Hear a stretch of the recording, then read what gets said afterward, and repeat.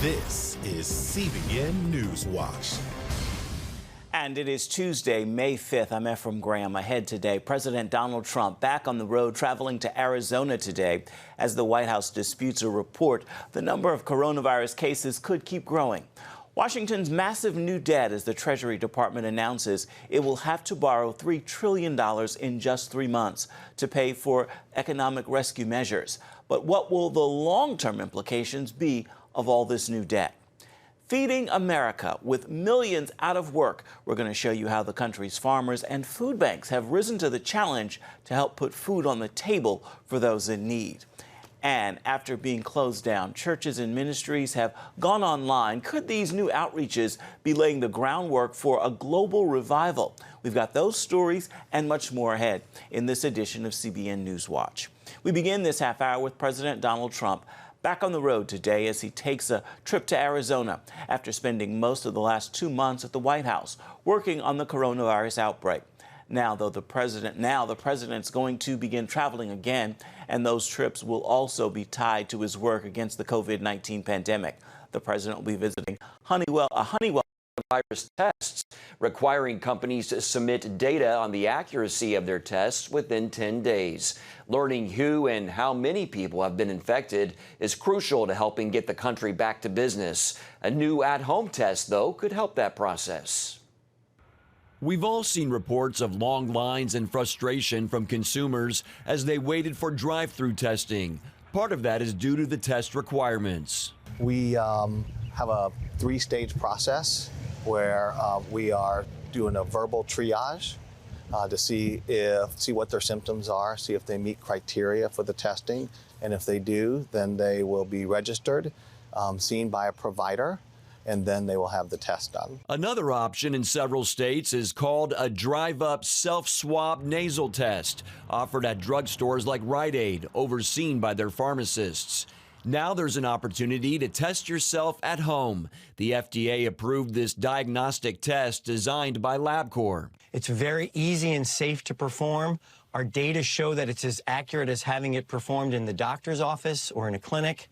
They can perform the test, put it in the tube of saline, and overnight it back to the lab, and then get the results thereafter from LabCorp. CBN News also reached out to LabCorp. The company did not respond to our inquiry, but it did release a statement saying that the self-test will help prevent the risk of transmitting the virus to others, and it will also reduce the demand for personal protective equipment because a clinician is not required. LabCorp will make the kits initially available to frontline healthcare workers and first responders. Its goal is to make the test available to the public in the coming weeks. The $119 price tag could be an issue, but LabCorp says it will work with customers and health insurance companies so folks don't have to pay up front.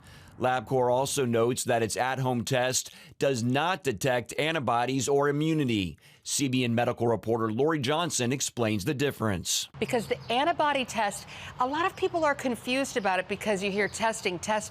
There are 2 main tests. One of them is the test to see if you have COVID-19 right now. The other is the antibody test, also called the antigen test, which tells you whether you ever had it. And that is so important because an estimated 60% of people who had COVID-19 had no symptoms. They never even knew they had it. If you test positive with the antibody test, Johnson says you probably now are immune to COVID-19. And doctors believe people with antibodies may be key to treating the most critically ill. These former patients are donating plasma after they recover. Overseas now, Venezuelan President Nicolas Maduro said authorities arrested 2 U.S. citizens among a group of, quote, mercenaries Monday. That announcement came a day after a raid on a beach supposedly aimed at capturing Maduro. In a national broadcast on state television, Maduro held up a pair of blue U.S. passports and read off the names and birth dates on them. He blamed the attacks on the Trump administration and the neighboring nation of Colombia. Both have denied involvement. And joining us now with more is CBN contributor Chuck Holton. Chuck, we are seeing reports of an armed incursion into Venezuela over the weekend. What can you tell us about what happened? Well, what we know so far, Mark, is that on like Sunday night, several boatloads of insurgents, let's call them, left Colombia and went by sea to the northern part of Venezuela near Guajira. And they were pretty immediately picked up. There was a short couple of skirmishes. 8 of them were killed. Several more were captured. 2 of those captured, we know, were American citizens, former Special Operations Green Berets guys who were working as mercenaries with this group. We understand you knew of this operation before it happened. How did you find out? I did, actually. I did a lot of work in Cúcuta, Colombia, right on the Venezuelan border last year. And in like February, about 1,500 Venezuelan troops defected and came across the border into Colombia. I interviewed several of those guys and got to know them. And after a while, they contacted me and asked me for help in just getting information about the fact that they were planning an operation to the Central Intelligence Agency in the United States. And I told them, guys, I'm a journalist. I don't have anything to do with the CIA, so couldn't really help them there. But obviously kept all of that a secret, and then started to just follow those guys. They would send me updates from time to time via WhatsApp and let me know how their planning was coming along. The president said this morning that the U.S. knew nothing about this operation. Is that true? Well, I don't know that I'm pretty sure the president didn't know anything about it. The CIA may have known that there was some planning going on. I believe not too much, though, because if, for example, the Colombian intelligence service had known that there was planning for that kind of operation going on in Colombia, they would have gone and rolled those guys up, because the last thing Colombia wants is for an armed incursion coming out of their country into Venezuela. Now, I have a friend who has been doing some work down there. His name's Ephraim Mattis, and he runs an aid organization called Stronghold Rescue and Relief. Now, they've been doing a lot of work helping Venezuelans along the border that are very, very needy, those refugees that have been coming out of Venezuela. And he actually got pulled into that operation a little bit, and I got a chance to talk to him this morning. Listen to a little bit of what he had to say about what happened. I run an organization called Stronghold Rescue and Relief. We're a nonprofit humanitarian organization. We have a children's refuge on the Cúcuta, in Cúcuta on the Colombia-Venezuela border. And we also do deliver humanitarian aid into Venezuela, and we've been doing that for about a year now. At one point, I was approached by the Venezuelan resistance asking if we would do some medical training for them, because they knew about my military background, but then the humanitarian background as well. So I agreed. I said, yeah, I would be more than happy to come and do some medical training. And so I went to their training area, and I went with 2 other guys, and we did some medical training with them for about a week. It was during this time, though, that I began to hear about a specific plan to overthrow Maduro. But as I asked more and more questions about this operation, it became increasingly evident to me that this was not anything that was sanctioned by the U.S. government. This was being run by a group of, I guess, former special forces guys who just wanted to go do this on their own without the backing of the U.S. government. Or the message that was getting down to the actual Venezuelan resistance guys was that the backing was already there, was that these guys were representatives of the U.S. government. And that's completely inappropriate. You have to be extremely clear and careful anytime you work with in a foreign country. In any kind of capacity like this, you have to make it very clear that you're not a representative of the U.S. government, because obviously now this is going to cause a huge amount of policy issues and problems for the current administration. And not just for the current administration, but indeed for pretty much any aid organization that wants to help Venezuelans that comes from the United States, especially if there are any military-age males involved. Exactly. And we are already having issues because they are now associating nonprofit humanitarian organizations with being a part of this plan. And it's not even remotely true. And that is an exclusive report there. Chuck, is there anything else you want to add for our viewers to all of this? Well, these are very patriotic Venezuelans, and that's all there is to say about it. These guys, every time I've been down there, I've been asked by lots of Venezuelans, when is the United States going to come and take Maduro out? My answer is always this: why should I send my son to bleed and die for Venezuela when your men are not willing to do so? But these men were. And they, even though they were very poorly equipped and very poorly trained, they did what they could, and unfortunately it failed. But I think this makes it harder in the future for anything else to take Maduro out. All right, CBN contributor Chuck Holton, thanks for your time and your insights, Chuck. Take care. Coming up, what one Christian leader has to say about how New York City is treating Muslims, Christians, and Jews during the lockdown. But before we go to break, here's a look at what's trending on CBNNews.com.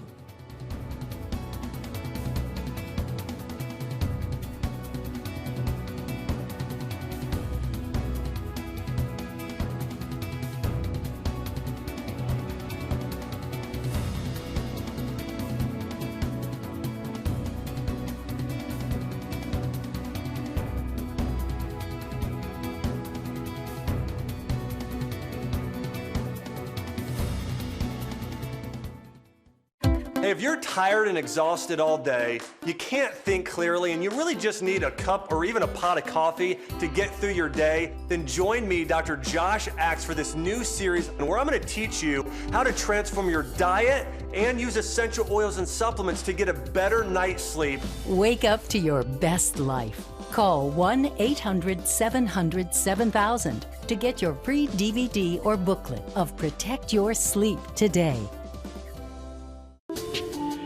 It's about the competition.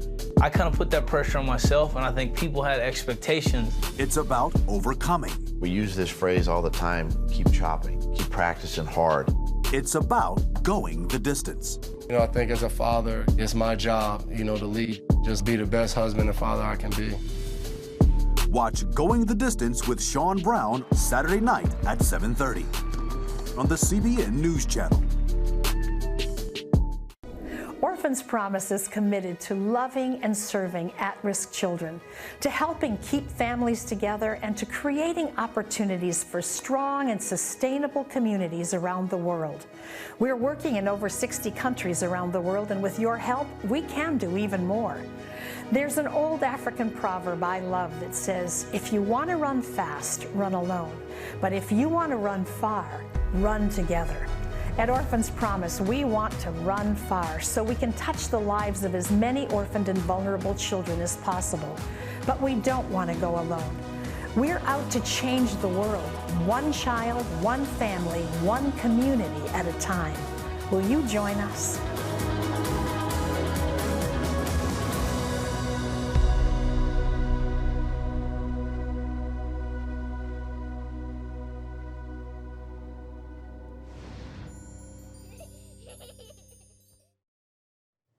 Ramadan is underway for people of the Muslim faith. The city of New York is providing meals for Muslims as they observe the season. I spoke with radio host and commentator Todd Starnes about how the city is treating Muslims, Christians, and Jews during the coronavirus lockdown. Todd, tell us what the city of New York is doing for Muslims for Ramadan. Well, they're rolling out the red carpet, Mark. This is really a fascinating story. New York City just announced that they are going to be providing up to 500,000 free meals during Ramadan. And by free, I mean taxpayer-funded meals. This is part of an effort around the city to make sure that people have enough food to eat, especially in light of the fact that most New Yorkers have been quarantined. Their money has run out, and many of them, it's hard for them to find some place to get a good meal. You say mosques were left out of the mayor's mandate to shut down places of worship if they disobeyed the lockdown and social distancing rules, right? What's that about? Yeah, so a couple of weeks ago, New York City laid down the law when it came to church houses and synagogues. There had been some churches and some of the more Orthodox Jewish communities that were still actually meeting in their houses of worship.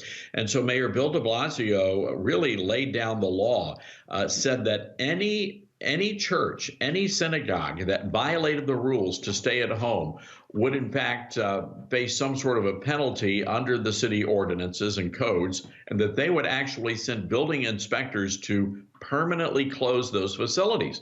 Now, what was really fascinating, and we mentioned this at the time, the word mosque did not appear in the mayor's order. So we don't know if this was because of some sort of maybe they just inadvertently left the word out, or in fact they were solely targeting Christian churches and Jewish synagogues.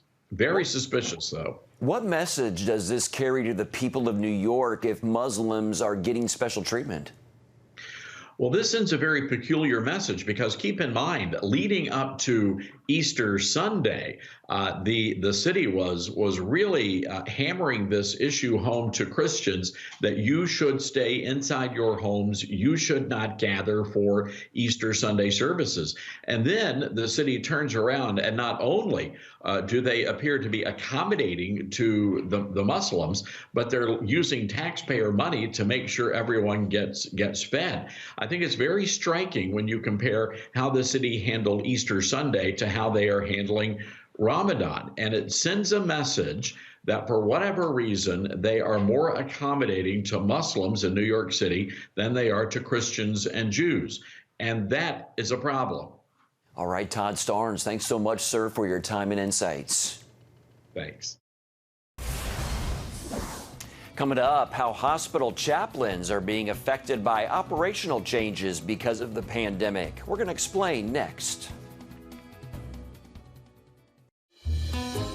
Daddy? Yeah, buddy. How many nickels are in a dollar?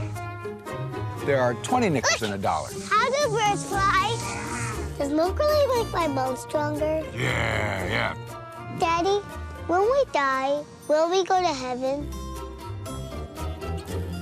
Do you have the answer to life's biggest question? Call the 700 Club. We'll help you find answers to the important questions life brings your way. Watch breaking news, in-depth exclusive stories and programs from health to entertainment you won't find anywhere else. The CBN News Channel, a perspective you can trust. Enjoy credible news reporting from around the world. Discover inspiring programs and stories of hope, all in one place from a Christian perspective. The CBN News Channel, a perspective you can trust. To watch the CBN News Channel, download the app or visit cbnnewschannel.com.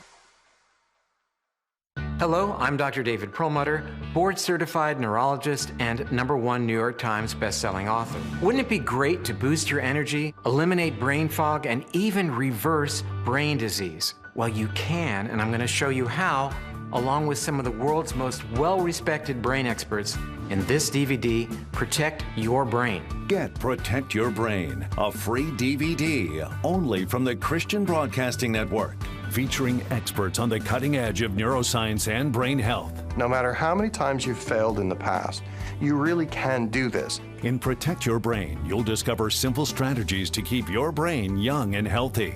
Improve your memory. Discover the gut-brain connection. In Protect Your Brain. Get your free copy at cbn.com or call 1-800-700-7000. If you want to improve the quality of your life, get the DVD Protect Your Brain and get it today. We will move the American embassy to the eternal capital of the Jewish people, Jerusalem. As the nations rage, you can stand with Israel. History is being written, and I want to be a part of it. Call 1-800-700-7000 and get to life. This is our nature as a country. Discover the untold story of how Israeli volunteers are changing the world. We consider it our duty to reach out and help others around the world. For a gift of $10 or more, you can own the acclaimed CBN documentary To Life. To treat a human, no matter what he is, which religious he have, which color he is. This is what I'm doing. Support Israel in their time of need. Get to Life, now available on DVD. Call 1-800-700-7000 or log on to cbn.com. And I wish that other people throughout the world could see this side of Israel. Thanks for staying with NewsWatch. Hospitals nationwide are making massive changes to operations, and that includes chaplains who often find themselves making the case for access. As Heather Sells reports, not every hospital considers spiritual support part of essential care. As Chaplain Rocky Walker walks the halls of the COVID unit at Manhattan's Mount Sinai Hospital, the Desert Storm veteran says he's never experienced death like this. This is a nurse who's been with us for 21 years, and what do you say to that? I didn't have any words for that. I was fighting back my own tears. Like every healthcare chaplain in the country, Walker's job has changed dramatically. He's often physically separated from patients and their loved ones, and that means connecting in new ways. Chaplain Kathy Disher at the James Cancer Hospital in Ohio checks in by phone with families these days and says they welcome her call.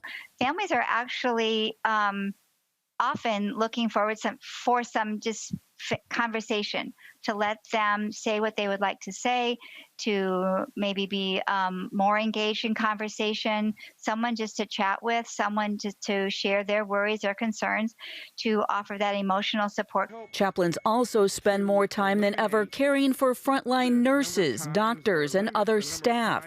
I'm observing what I think is a second wave of this virus, and that is a wave of depression, exhaustion, and weariness on the part of the healthcare workers themselves. Disher offers staff care packages she calls Tea for the Soul on the Go and supports them with short breaks. We're offering a 10-minute spiritual time that they can call in and have a meditation, have listening to some instrumental music, just a time to take a break, to breathe. There's also a more delicate battle to assert themselves as essential care. Southern Baptist leader Russell Moore is frustrated that some hospitals see chaplains as just extra. My concern is we have to see hospital chaplaincy as an essential part of care for patients. And so hospital chaplains have to be able to have access in every way that is safe, safe for the chaplain, safe for the patient.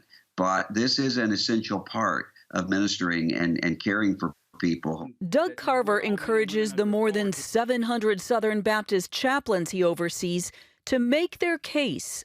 We need to be like the persistent widow in the Bible and to continue to knock on the door of those who are in authority, to remind the doctors, the nurses, the medical staff, the hospital administrators that the ministry of the chaplain, bringing in, if you will, the presence of the Lord through the Holy Spirit, is an essential part of the healing and the help and the life for those patients, that it's about mind, body, and soul. Carver also thinks the crisis could strengthen the role of chaplains as the brutality of COVID prompts more conversations about suffering, death, and eternity.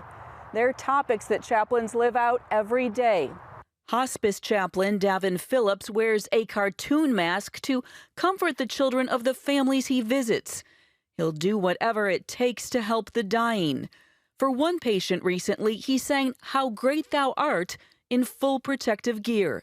I try to make eye contact, and I have the gloves on too, and try to be able to minister through that. It seems to be, helping and making that eye contact and touching, but it's not the same thing. It's obviously not the same.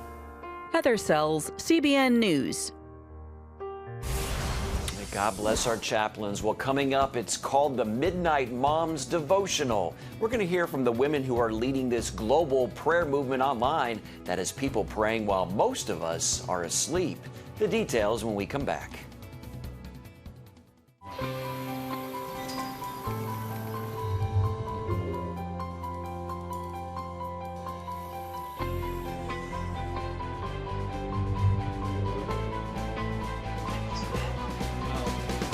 I am Region's first ROTC graduate student.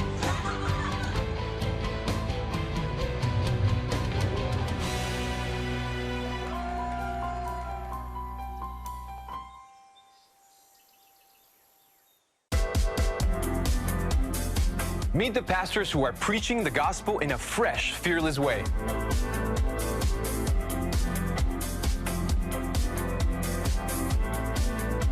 I'm Roberto Torres-Cedillo. Join me each week for Next Gen Voices.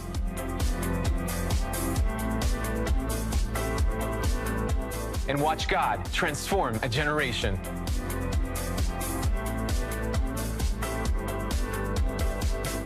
How'd you like to get a redo on your health, on your body, on your arteries, so you could have the energy you had 20 years ago? The great news is you can. I'm Dr. Mike Roizen, chair of the Wellness Institute at the Cleveland Clinic. I've written 4 New York Times bestsellers. But even better than having to read all that, you can listen to this DVD and watch it. Protect your heart? Yes, you can. Here's how.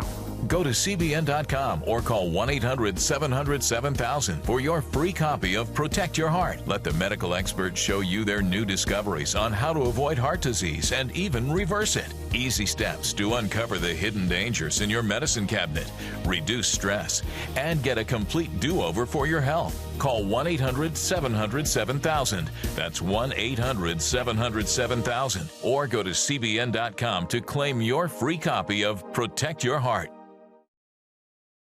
It has the power to influence weight loss, boost your immune system, and improve brain function. We've seen an explosion of data on the role of the gut microbiome in health. The free Build a Better Gut booklet reveals the latest information about the gut microbiome. You'll discover how your gut affects the rest of your health. The gut microbiome has been linked to depression and cancer and heart disease. Learn how to build a stronger, healthier gut. The microbiome, if it's in good composition, are really protecting us all the time from more invasive things. Get the Build a Better Gut booklet, free from the Christian Broadcasting Network. Call 1-800-700-7000 or go to cbn.com/buildabettergut.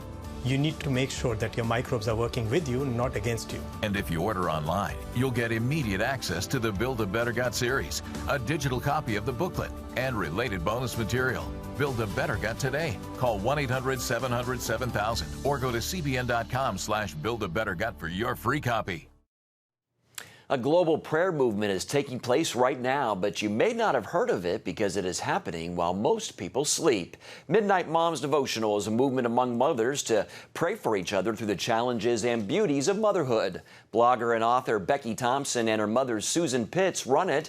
Their Facebook page has more than 900,000 followers and reaches more than 1 million moms every night. Susan Pitts told CBN's The Prayer Link that in light of the pandemic, there are unique ways that you can celebrate this upcoming Mother's Day. Mamas, we're in a very unusual time. We're in a very strange time, but it's also a very protected time. It's a time of just being in like a nest. And so the Lord has just given us these places that we can be with our families in a unique situation. We're not traveling as much. We're certainly not traveling at all in my family. So I just say in this unique season that there are unique ways to celebrate being a mom and Mother's Day. And I feel like that the simple things this year are going to be the most important. Makes sense. Well, you can hear more from the Midnight Moms on the Prayer Link. That's tonight at 6:30 Eastern on the CBN News Channel. Be sure to check it out. And that's going to do it for this edition of CBN News Watch. Hope you'll join us next time. Have a great day.